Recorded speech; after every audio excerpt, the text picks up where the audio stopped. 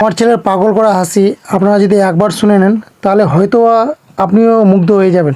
চলুন একটু শোনা যাক ওনার মুখের হাসি। আমি সত্যি আনন্দিত।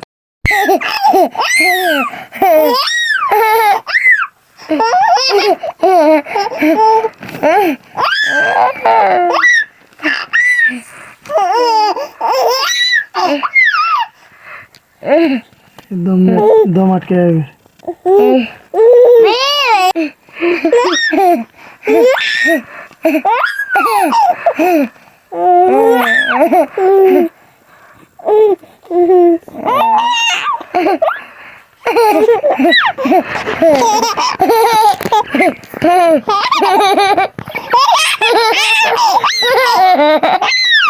ওই দম আটকে যাবে, দম আটকে যাবে।